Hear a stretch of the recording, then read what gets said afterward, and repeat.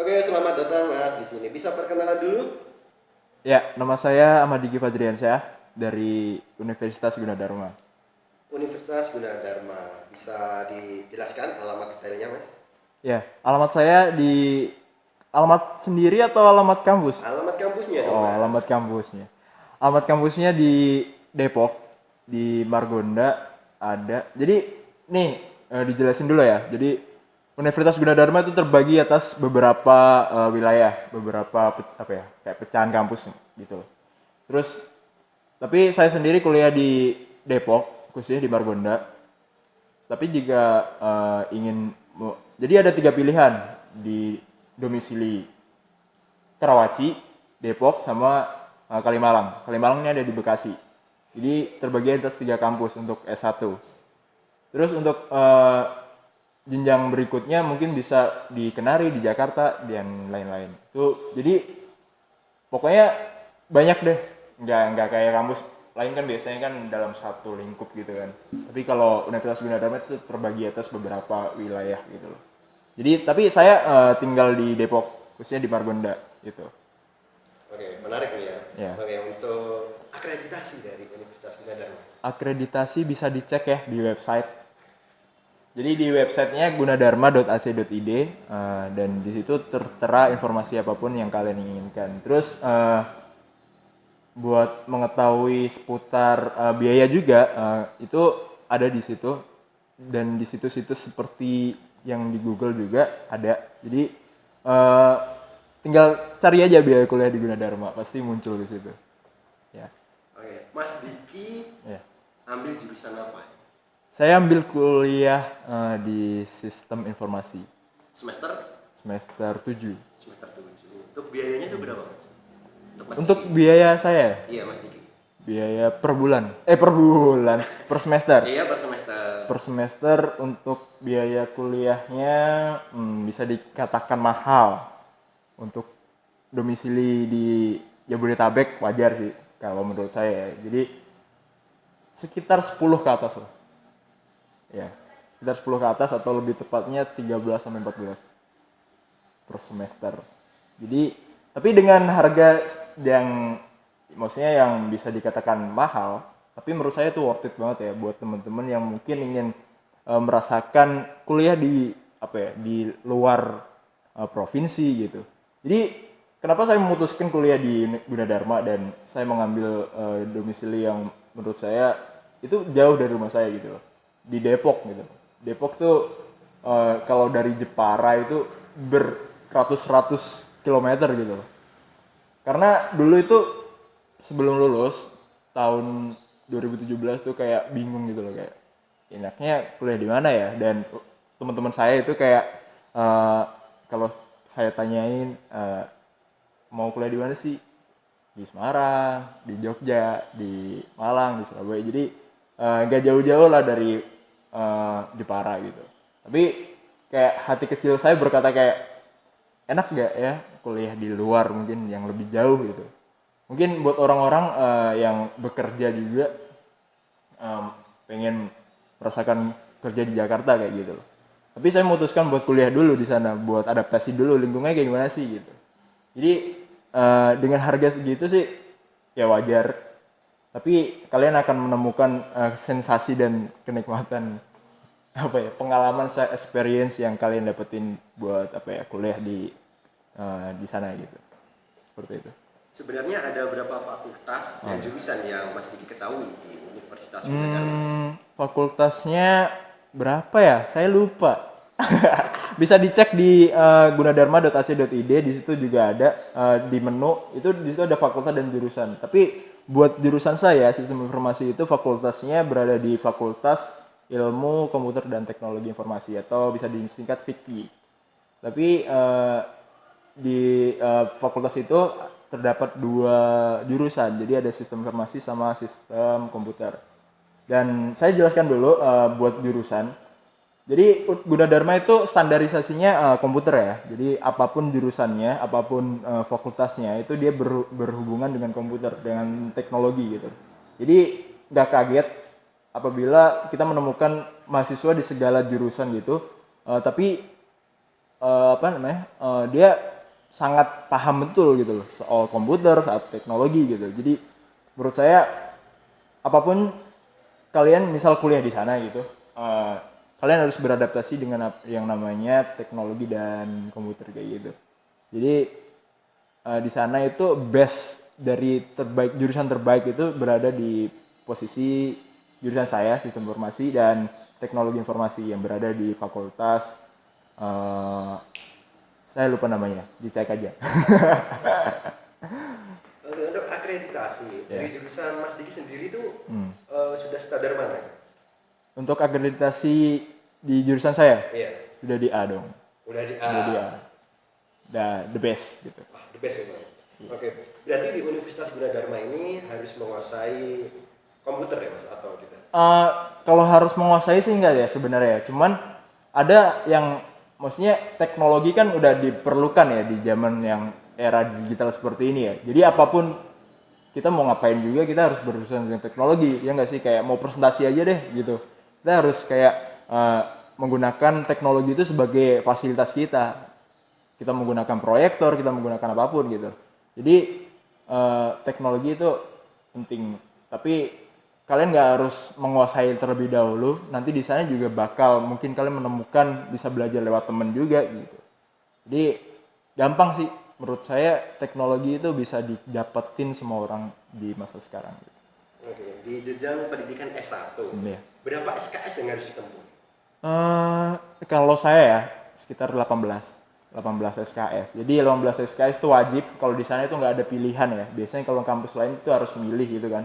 Mau ngambil berapa SKS sih semester ini gitu. Tapi buat kampus saya dari semester 1 sampai semester akhir itu kayak oke, ini SKS-nya ditetepin nih. Jadi kalian tinggal kuliah, kalian menjalani apa yang udah dipilihin dan insya Allah kuliahnya tepat waktu kayak gitu. Jadi SKS-nya sekitar 18 dan menurut saya itu nggak lebih nggak kurang ya, pas lah gitu. Oke. Tadi ngomong-ngomong SKS ya, bisa dijelasin dulu nggak Mas, SKS itu apa? Mungkin jadi, dari anak-anak SMA nggak tahu SKS itu apa ya, mungkin diketahui hanya sistem kebut semalam. Oke. Buat SKS ya, mungkin ini menjadi salah satu pertanyaan yang rutin gitu loh buat calon mahasiswa yang ingin melanjutkan ke kuliah. Jadi apa sih istilah-istilah yang sering dipakai di kampus itu? Sebenarnya penting gak sih kayak SKS kayak gitu? Ya itu penting gitu. Dan sekedar informasi aja, jadi SKS itu adalah satuan kredit semester ya. Jadi buat kalian mau ingin belajar apa sih gitu di situ. Jadi ada materi apa aja ya, ada kayak istilahnya kalau di sekolah itu kayak mata pelajaran gitu loh.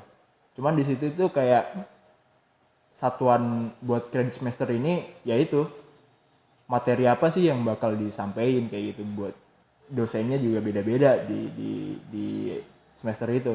Jadi sampai semester 1 sampai semester 8 itu ya kalian akan menemui dosen yang berbeda-beda. Beda kalau di sekolah mungkin satu guru bisa mengajar di beberapa kelas dan beberapa mata pelajaran kayak gitu kan. Jadi SKS sih ya seperti itulah buat penjelasannya kayak gitu. Oke. Jalur masuk ke Universitas Gunadarma ini ada apa saja? Jadi jalur masuk ya, kalau saya sendiri reguler ya, tes ya. Saya melalui jalur tes. Jadi saya datang ke sana, ke kampus, terus saya mengerjakan beberapa soal dan nanti keluar grade-nya. Jadi masing-masing grade itu menentukan biaya kuliah ya. Jadi buat yang mau kuliah di Universitas Gunadarma, kalian kalau lewat jalur reguler dan mendaftarkan diri sebagai orang, maksudnya tanpa jalur yang spesial gitu loh, ke sana tes gitu, mengerjakannya tuh harus yang bener-bener ya, soalnya itulah yang menentukan kedepannya itu biaya kalian tuh berapa kayak gitu loh. Jadi sebisa mungkin dapat grade A sih, soalnya itu yang lebih murah bakalan. Jadi nanti kalau di bawah grade A nanti takutnya mahal dan berat kayak gitu. Jadi tesnya itu kayak beberapa soal banyak deh, kayak 1000 soal katakanlah kayak gitu. Tapi dalam waktu, misal dikasih waktu 2 jam gitu. Nah itu harus mengerjakannya sebanyak mungkin dan paling banyak yang benar kayak gitu loh intinya. Jadi semakin nilai kalian bagus dan semakin nilai kalian banyak yang checklist ya gitu intinya. Nah itu bakal menentukan grade A kayak gitu. Apakah ada biaya pendaftaran? Biaya pendaftaran ada, tapi saya lupa kayaknya deh. Saya sudah lama soalnya. Ada. Oke, apakah ada jalur yang tanpa tas di Universitas Gunadarma? Ada. Jadi di Universitas Gunadarma itu ada jalur prestasi atau jalur PMDK ya yang tanpa tes. Jadi itu bisa berdasarkan nilai raport. Ya informasinya di di gunadarma.ac.id. Ya. Kalau kita mempunyai sertifikat penghargaan, apakah bisa dimasukkan ke pendaftaran itu? Oh bisa. Itu tergantung sertifikatnya apa dulu ya. Kalau sekedar sertifikat yang mungkin itu nggak terlalu impact terhadap penerimaan itu mungkin nggak bisa. Tapi kalau misal kayak ada sertifikat kayak penghargaan tingkat provinsi atau yang lebih besar, kabupaten deh katakanlah kayak gitu, itu mungkin bisa deh, kayaknya. Ya soalnya saya reguler ya di sini ya. Jadi saya berbicara yang. Oke, alasan Mas Diki masuk Universitas Gunadarma ini bagaimana Mas? Bisa dijelaskan? Iya bisa, ya tadi saya katakan ya, jadi oh ya, tadi saya curi dulu ya tadi ya buat pertanyaannya. Jadi ya itu alasan saya masuk kuliah di situ gara-gara teman saya ternyata banyak yang kuliah di domisili yang mungkin katakanlah di sekitar Jawa Tengah, kalau enggak ya Jogja kayak gitu ya. Saya orangnya anti mainstream ya, jadi apapun yang bisa membuat saya beda saya lakukan di situ. Jadi ya udah akhirnya saya memutuskan kenapa di Universitas Gunadarma, soalnya di situ katanya lokasinya strategis ya. Jadi buat lokasi strategisnya itu yang membuat saya kayak oh ternyata enak juga kuliah di situ. Dan ini buat for your information ya. Jadi Universitas Gunadarma itu deket banget kalau yang di Depok ya, deket banget sama UI. Jadi tinggal jalan bentar deh, pasti sebelah UI itu pas. Jadi kepisah sama rel stasiun Pondok Cina. Jadi di sini Universitas Gunadarma, ini stasiun, ini UI, deket banget kan. Jadi buat kalian yang pengen merasakan kuliah swasta rasa UI bisa cobain di situ. Oke, tadi alasan masuk univnya. Nah sekarang masuk jurusannya. Kenapa memilih sistem informasi? Karena saya dari kecil ya, ini sekedar cerita aja ya. Jadi ini kita flashback ke belakang beberapa tahun sebelum saya memilih, akhirnya saya memilih jurusan sistem informasi. Jadi sebelum itu saya kuliah. Berarti sebelum SMA udah punya pandangan berarti? Saya sudah punya pandangan. Jadi waktu SMP saya sudah enggak SMP sih, dari SD saya sudah paham betul gitu loh. Bukan paham betul sih, emang punya ketertarikan terhadap komputer gitu loh. Dan sampai sekarang pun saya nggak lepas dari yang namanya di depan laptop ya sampai berjam-jam gitu loh. Dan ngapain sih sebenarnya di depan komputer? Ya tentunya membuat website kayak gitu. Jadi saya dari SMP itu udah mulai ngeblok, mulai ngoding ya. Jadi kenapa saya akhirnya memutuskan itu? Soalnya saya flashback ke belakang kayak, oh mungkin saya tertariknya di sini nih. Jadi itu yang sebenarnya menyebabkan saya akhirnya memutuskan buat kuliah di sistem informasi.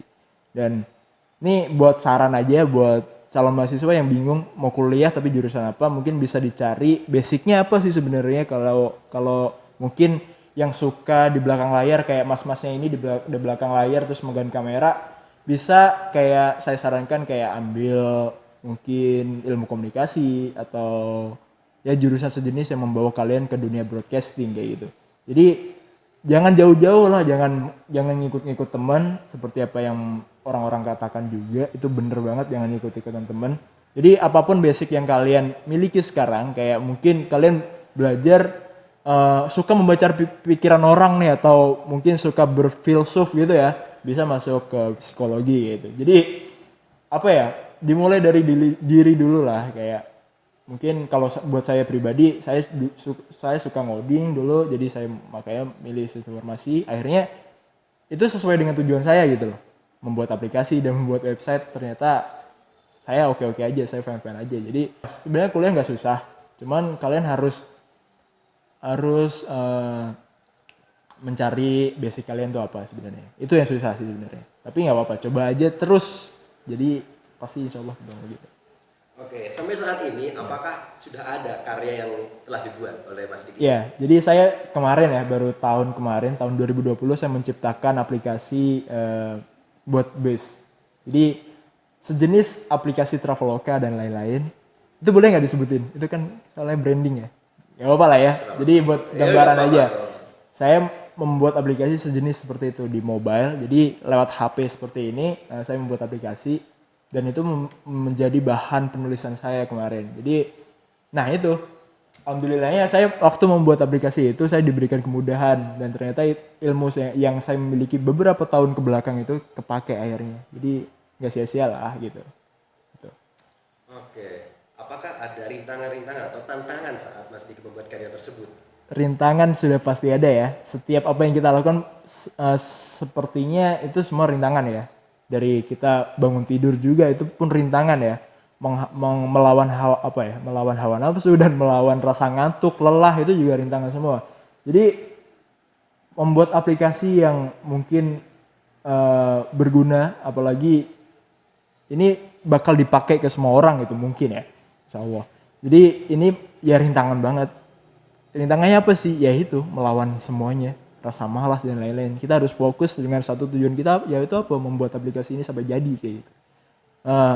Dan itu dulu saya nggak kepikiran gitu loh, pengen menyelesaikan ini itu sebenarnya nggak ada apa ya, nggak ada niatan gitu. Tiba-tiba udah muncul aja, ya udah. Akhirnya dengan tekad saya, aplikasi ini jadi dengan rasa tulus saya gitu loh, kayak ingin menyelesaikan itu. Rintangan pasti ada, tapi yang paling penting sabar dan itu kuncinya seperti itu. Oke, lalu biaya hidup yang katanya tadi Universitas Widadharma itu worth it banget lah dengan biaya hidupnya yang lumayan worth it. Berapa kira-kira biaya yang harus dikeluarkan per hari mungkin ataupun satu bulannya? Ya, ini beda-beda ya buat mahasiswa ya. Jadi kalau buat saya sendiri, apalah arti hidup gitu loh. Ya, maksudnya kita buat makan gitu loh, ya nggak sih? Hidup cuma buat makan ya kan. Tapi jangan jadikan makan itu sebagai sebuah alat buat kalian menghabiskan, menghambur-hamburkan duit kalian gitu loh. Jadi buat biaya hidup saya rasa itu tergantung mahasiswa dan tergantung pribadi seseorang. Kalau bisa mengontrol uang yang dia miliki, pasti dia nggak bakal kehabisan kayak gitu. Dan walaupun saya tinggal di Jabodetabek yang mungkin di situ bisa dikatakan biaya hidup yang sangat mahal ya kan, buat beberapa orang yang belum mengetahuinya gitu. Tapi bisa dijadikan alternatif seperti alat seperti rumah makan yang menyediakan biaya yang murah kayak gitu. Misal ya kita semua tahu warteg kayak gitu ya. Ya itu nggak apa-apa, nggak usah gengsi kayak gitu. Jadi kalau saya sendiri biasanya sehari itu 30.000. Murah banget kan buat di lingkungan situ gitu. Tapi tergantung, kalau saya lagi mungkin pengen foya-foya dan pengen ngopi juga, itu bakal menghabiskan duit yang banyak gitu loh. Pasti ya? Pasti. Tapi nggak apa-apa, kita perlu ngopi sebenarnya. Jadi setiap minggu itu sebenarnya nggak apa-apa, jadwalin aja mungkin di malam minggu saya pergi sama teman-teman saya nongkrong kayak gitu, itu nggak apa-apa buat penyegaran otak gitu. Tapi jangan sampai setiap hari kita ngopi itu bakal kita habis banyak kayak gitu. Istilahnya di jadwal gitu ya? Ya di jadwal, nggak apa-apa. Kita bersenang-senang di saat yang tepat kayak gitu loh. Tapi jangan sampai setiap hari kita kayak nggak sadar kalau sebenarnya yang belum apa ya, kayak kita waktu belum kerja di semester 1 gitu kan. Ya kita bisa merasakan lah duit pas-pasan ya kan, dapat dari orang tua juga ya segitu, nggak terlalu banyak gitu loh. Dan itu harus kita kelola bener-bener, kayak itu tanggung jawab kita gitu. Beda kalau kita mungkin udah kerja gitu, kita bisa memanage dan itu mungkin tanggung jawab kita. Tapi selama kita masih dalam pemberian orang tua kayak gitu buat uang hidupnya, jadi itu tanggung jawab orang tua juga gitu. Makanya buat biaya hidup tergantung kita dan tergantung gaya hidup kita, tergantung kita selera makannya apa kayak gitu. Kalau kita bisa menurunkan standar kita, pasti hemat. Oke, ngomong-ngomong biaya hidup nih ya, pasti ada lah sewa kos 1 bulan itu berapa ataupun per semester. Bisa disebutkan juga itu biayanya? Biaya kosan tuh tergantung ya. Tapi rata-rata ini ya, dihitung rata-rata aja, jadi sekitar 600 sampai 850-an. tergantung. Di sana juga menyediakan kos-kosan yang menurut saya levelnya udah gini ya. Jadi sekitar 1 juta ke atas tuh udah dapet kayak fasilitas yang kayak AC, dan itu sangat ya worth it banget gitu loh. Ya iyalah, semakin mahal semakin bagus ya nggak sih. Tapi buat kos-kosan yang biasa itu biasanya di dalam harga 650 sampai 750 itu yang udah dapet enak lah, lumayan.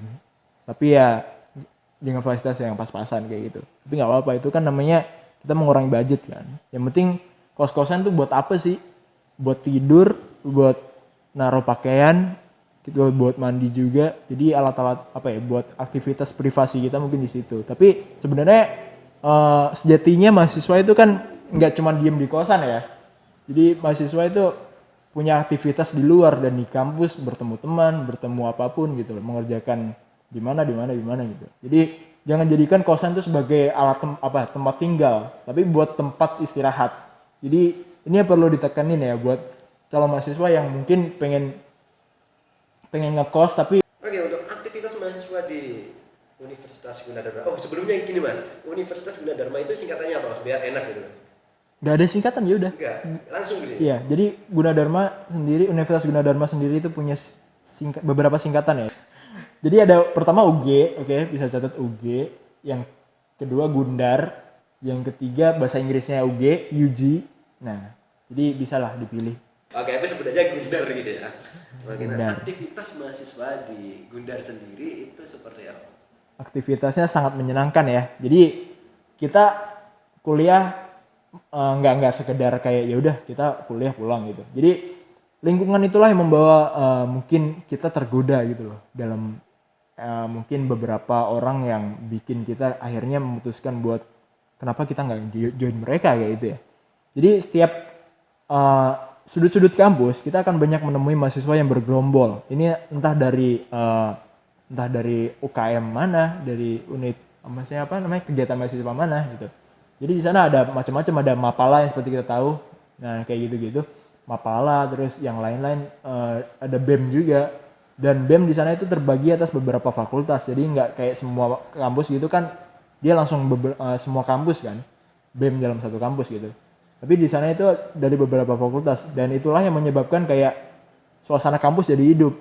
Jadi ada yang rapat, sementara mahasiswa ada yang jalan-jalan buat nyari makan, ada yang ke musola, ada yang lagi berkegiatan dan lagi nongkrong, istilahnya kayak gitu.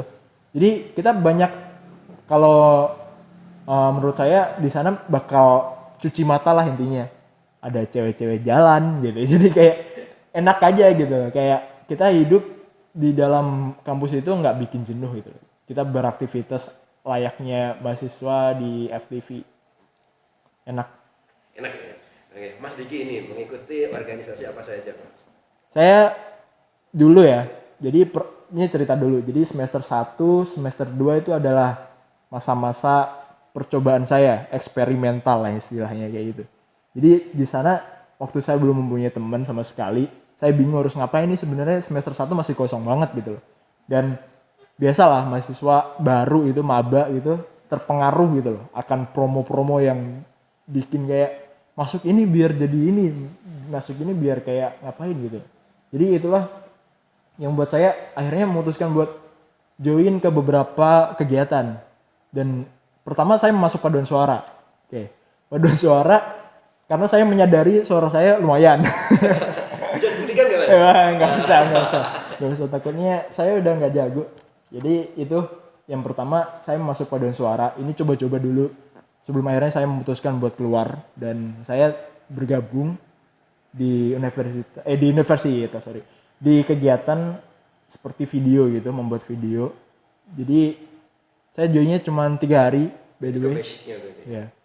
Saya join ke komunitas video gitu, kayak Indofitgram, tahu Indofitgram kayak gitu. Jadi di sana itu ada kayak kegiatan sejenis itu. Jadi itulah yang membuat saya akhirnya mengetahui ya video, kayak videografi kayak gitu. Ya sedikit lah belajar dari situ. Tapi sebelumnya saya sudah ada basic seperti itu. Jadi makanya saya tertarik seperti itu. Jadi saya keluar lagi, memutuskan buat join di semester 3 saya bergabung di BEM. Di BEM saya sendiri, di BEM fakultas saya sendiri, BEM Fikti. Dan sebelumnya SMA saya sudah menjadi OSIS juga. Menjadi OSIS buat periode nggak tahu tahun berapa itu. Terus saya dulu juga pramuka kayak gitu. Dan itu membuat basic saya kayak join BEM mungkin lumayan menarik gitu loh. Jadi makanya sampai sekarang dari semester 3 sampai semester 7 ini saya masih bergabung di dalam BEM gitu. Oke, aktivitas di sistem daring ini ya Mas ya, Ya. di gejala COVID. Apa saja aktivitas Mas Diki di sini, di rumah? Apakah keluar rumah atau pernah ke Jakarta bolak-balik ke Jepara? Nah, jadi buat pertama ya, saya kan corona ini sekitar tanggal 3 Maret ya. Iya. Awal-awal Maret. Jadi sebelum itu saya memutuskan buat pulang dulu. Buat pulang kampung lah istilahnya kayak gitu, buat ya udahlah refreshing bentar. Dan tepat di tanggal 7 Maret saya balik lagi ke Depok. Depok kan kasus pertama Covid di situ ya. Iya. Kasus pertama Covid itu di situ di Depok. Tapi akhirnya saya memutuskan buat balik ke Depok gitu loh malahan. Yaudah akhirnya nggak apa-apa deh. Saya rindu dengan lingkungan sana gitu. Yaudah saya memutuskan sana. Akhirnya tepatnya tanggal 20 Maret saya balik lagi ke pulang kampung gitu. Soalnya takutnya nggak kebagian transportasi lagi nih, kayak tiketnya udah habis dan segala macam. Soalnya udah kampus udah diliburin gitu. Kayak yaudah akhirnya tanggal 20 itu memutuskan buat balik lagi. Jadi saya sempat mondar-mandir tuh dalam waktu akhir Februari sampai tanggal 20 Maret. Jadi saya pulang gitu. Dan akhirnya dari Maret itu sampai rentang waktu Juli tanggal 12. Nah, itu saya di rumah. Jadi nggak ada kampusnya juga daring, dan itu saya kuliah lewat Google Meet, Zoom, dan ada aplikasi yang membuat saya mengerjakan kayak kalau di Gunadarma itu ada namanya virtual class. Itu mengerjakan beberapa soal kayak gitu ya. Nah, itu tiga aplikasi itu membantu saya dalam daring seperti ini. Jadi seperti kampus-kampus lain lah, cuman kita beda dalam cara pengajarannya aja mungkin. Oke, udah balik Jakarta Jepara. Ini pakai kendaraan pribadi atau transportasi umum? Transportasi umum. Tapi saya sempat menggunakan kereta ya waktu itu ya, waktu tanggal 7 Maret. Saya menggunakan kereta di stasiun apa sih namanya kalau di Semarang itu, stasiun Tawang ya kalau nggak salah ya. Stasiun Poncol. Ya, Poncol ya di situ. Tapi biasanya saya menggunakan transportasi bis. Terus di sananya itu mondar-mandirnya aktivitas itu pakai apa itu? Oh, saya di sana biasanya naik sepeda ya. Saya peduli akan kesehatan soalnya. Mantap ya. Iya. Sebelum ada pandemi dan orang-orang memutuskan buat naik sepeda, kan biasa ya kalau di Indonesia itu ada kayak misal lagi ada happening dikit kita ngikutin gitu loh. Seakan-akan kayak kita harus terbawa dalam satu arus kayak gitu. Tapi sebelum itu saya sudah mempunyai hobi sepeda. Jadi setiap aktivitas saya di sana biasanya saya memakai sepeda kemanapun. Tapi biasanya nggak jarang juga minjem temen motor. Minjem motor sama temen. Pernah nggak rasa malu mau minjem malu gitu? Enggak. Kita hidup di kota tanpa gengsi sebenarnya. Nggak usah ada gengsi. Kalau kita nggak punya bilang aja, ya udah gue pinjem, ntar gue balikin kayak gitu. Istilahnya kayak saling membantu aja kalau di sana. Fleksibel aja, nggak ada kayak biasanya kalau kita hidup di suatu daerah gitu kan kita gengsi ya, mau mungkin kalau minjem kita takut dikatain gimana. Tapi kalau di sana ya udah biasa aja. Dan itulah bantuan-bantuan dari teman itu yang menghasilkan manfaat. Tapi jangan lupa buat balas budi, itulah yang penting nanti suatu saat. Oke, balas budi ya. Pernah nggak merasa takut gitu bolak-balik Jakarta Jepara yang notabene nih ya Jakarta nih zona hitam ataupun zona merah gitu. Oh, waktu Covid. Iya, Waktu Covid saya pulang ke sana balik ke Depok tuh tanggal 12 ya. Tanggal 12. Itu sebenarnya waktu itu corona lagi down. Jadi waktu situasinya udah lagi mereda dan akhirnya bakal melonjak lagi itu. Naik gitu ya. Nah, jadi saya memutuskan buat tanggal sekitar November November, tanggal 7 November itu saya balik lagi ke kampung karena saya takut buat ya itu di sana kondisinya udah PSBB di mana-mana kayak gitu ya udah sebenarnya takut sih nggak terlalu, cuman kalau dibilang nggak takut juga nggak gitu, ya udah akhirnya biasa aja, takut nggak takut gitu lah kesana bolak-balik gitu dalam kondisi seperti ini. Dan di transportasi juga harus memenuhi protokol juga, kayak kalau biasanya kita dalam satu seat tuh ada dua orang gitu, tapi sekarang kayak satu orang satu bangku gitu, jadi dapat 2 bangku gitu lumayan. Ya enak. Oke. Mungkin ngomong-ngomong ya Mas ya, lingkungan di sekitar kampusnya itu apakah nggak beda jauh dari yang notabene di sini kita Jepara, masyarakat Jepara? Mungkin orang-orangnya ramah-tamah atau mungkin lebih ramah gitu dari Jakarta. Sepertinya itu sama ya, hampir semua lingkungan, semua daerah itu pasti mempunyai, semua lokasi lah itu mempunyai cara mereka bersosialisasi mungkin ya buat lingkungan ini maksudnya lingkungan buat warganya. Iya, buat kita warganya hidup di sana. ya biasa Indonesia kan terkenal dengan ramah ya, mungkin ya kita akan menjumpai orang yang ramah juga lah pasti intinya ya dimanapun sih, yang penting ya kita bersosialisasi aja udah, jangan menutup diri lah. Oke, kita kembali ke masalah kampus ya Mas ya. Tips dan triknya untuk masuk ke Gundar tadi mungkin bisa disampaikan buat adik-adik semuanya. Kalau buat trik buat pendaftaran dan lain-lain bisa dicek di gunadarma.ac.id. Cuman biasanya ada faktor lain yang mengakibatkan kayak yang menyebabkan itu kita pengen masuk di salah satu universitas gitu. Yaitu apa? Niat. Jadi trik yang pertama itu harus niat dulu. Tanpa basa-basi lah, kayak yaudah kita niat daftar gitu. Gak usah banyak rencana, yang penting sih kalau buat masuk ya semua kampus ini. Tapi kalau saya sendiri yang penting saya niat, saya realisasiin apa keinginan saya datang ke kampus, daftar, akhirnya menunggu pengumuman dan hasilnya masuk gitu. Apapun dimulai dari niat, itu trik dan tips. Oke nih Mas Diki, buat adik-adik SMA kasihlah sedikit motivasi buat mereka biar tambah semangat untuk mengikuti rintangan-rintangan ini.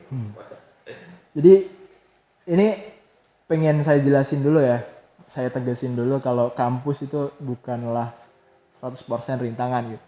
Pasti namanya kuliah itu beda sama sekolah gitu loh. Kita sekolah kan biasanya kita harus ini gitu. Tapi ini yang membedakan sekolah sama kampus gitu. Sekolah kita tanggung jawab kita biasanya kalau enggak ke guru gitu ya. Kayak seakan-akan guru yang menanggung jawab itu semua, kayak murid nggak masuk akhirnya nanti besok dimarahin sama guru gitu lah intinya. Tapi kalau di kampus bakal beda. Tanggung jawab sepenuhnya ada di mahasiswa gitu. Kayak hal receh aja, bangun tidur telat sih, kesiangan nggak masuk kelas gitu. Ya dosen nggak marah gitu. Dosen nggak ngamuk gitu. Dosen biasa aja, ya udah butuh kelas saya masuk, nggak butuh keluar gitu, intinya kayak gitu. Jadi 100% tanggung jawab di mahasiswa punya kemauan ya, di situ ada kemudahan kayak gitu. Dan motivasinya ya menurut saya itu tetap berpikir positif ya. Jadi kuliah itu menyenangkan lah intinya. Jadi apapun yang kalian dapetin di sekolah nggak bakal beda jauh sama yang di kampus gitu. Jadi itu dulu motivasi saya. Jadi ya itu, perkuat dulu semangatnya, tetap berpikir positif ya. Jadi kampus itu bukanlah kayak 100% cobaan dan rintangan kayak gitu. Dan bagi calon mahasiswa yang mau kuliah ya perkuat dulu semangatnya, tetap berpikir positif kayak gitu intinya. Jangan pernah menyerah. Lalu dalam 7 semester ini ya Mas Diki ya, apakah ada suka duka kuliah? Suka duka banyak dong. Oke, suka duka. Mungkin disebutin, mungkin dukanya ditutup-tutupin atau enggak ya. Tapi buat sukanya banyak banget, kita ketemu dengan orang baru. Kita pasti kalau orangnya easy going gitu ya, misalnya kita gampang ketemu orang itu, ya kita bakal senang gitu loh. Ketemu beberapa orang yang beda itu dia punya wawasan baru kayak gitu. Jadi itu sukanya sih, kayak enak aja kuliah. kita mempunyai teman baru, kita mempunyai wawasan baru yang mungkin kita nggak tahu ini, akhirnya kita tahu, yang kita nggak tahu itu akhirnya kita tahu gitu. Dan sebenarnya faktor-faktor itu yang membuat akhirnya itu menjadi suka gitu loh. Dan mungkin kita dapat pengalaman percintaan gitu selain kayak gitu. Kita apa ya? Selalu ada lah kayak gitu kesempatan. Jadi itu sih sukanya. Dan berangkat ke kampus juga kayak enak aja. Gak tahu kalau buat mahasiswa yang malas-malasan sih mungkin menganggap kampus membosankan ya. Tapi kalau buat orang yang benar-benar serius pengen kuliah itu pasti bakal enak aja ngejalaninnya gitu. Tapi buat dukanya pasti ada lah ya. Ya hal-hal yang biasa kayak kita tahu mungkin di akhir bulan kita nggak bisa makan. Pasti. Itu duka. Tapi itu nggak terlalu berarti sih. Yang penting kita tetap semangat aja. Dukanya sebenarnya banyak sih, tapi nggak saya sebutin ya. Oke, tadi sukanya mempunyai banyak teman. Apa saja sih adaptasi yang harus kita lakukan pada teman-teman yang baru itu? Sebenarnya ini masalah orang-orang yang mungkin menutup diri ya, mungkin negatif thinking dulu sebelum ketemu orang. Jadi kayak kita melihat orang itu kayak kok ini orangnya kayak gini gitu. Nah itulah yang membuat kayak kita terhambat gitu loh. Sebenarnya kalau kita pengen biasa aja, pengen ketemu orang selalu enak aja, punya banyak teman gitu. Ya kita harus berpikir positif kepada orang itu. Kayak saya berteman dengan orang itu karena saya pengen mendapatkan apa yang saya inginkan, yaitu apa pengalaman dan serta hal-hal yang mungkin saya nggak tahu kayak gitu. Jadi itu sih membuat saya akhirnya kayak enak aja punya teman gitu. Ya nggak sih? Punya banyak teman tuh sangat enak, apalagi pas nanti misal di dunia kerja kita membutuhkan relasi, membutuhkan link juga buat cari kerjaan, itu lebih enak gitu. Oke, ini sebelum penutupan ya Mas, dari apa ya istilahnya ya, sosialisasi lah dari Universitas Gunadarma yang diwakili oleh Mas Diki ini ya. Ada satu kata atau dua kata yang mungkin bisa disampaikan pada adik-adik sebelum penutupan? Ya tetap semangat aja. Jadi kalau kalian membutuhkan kampus yang pengen mewadahi kalian ala kayak ya kampus yang mengasik gitu lah, istilahnya enak aja gitu buat ngejalaninnya, masuk Universitas Gunadarma. Soalnya di situ juga enak aja ya kalau misal kita pengen apa ya cari tempat yang nggak terlalu panas juga enak gitu. Buat kalau di Jakarta mungkin maybe gitu kayak ya panas gitu. Tapi di lingkungan Depok saya pastikan enak, adem. Panas dikit sih kalau siang, tapi enak lah adem. Jadi satu kata dua katanya saya nggak ada ya. Jadi tetap aja kuliah harus kuliah. Jadi buat kalian yang mungkin lagi down, nggak pengen kuliah dulu deh, kuliah aja. Jadi kuliah enak kok. Oke, udah cukup ya Mas? Di Gunadarma. Gunadarma. Ya. Ada lagi gak? Nggak ada. Nggak ada. Udah cukup ditutup ini? Cukup. Oke, terima kasih. Terima kasih buat semuanya. Sampai jumpa.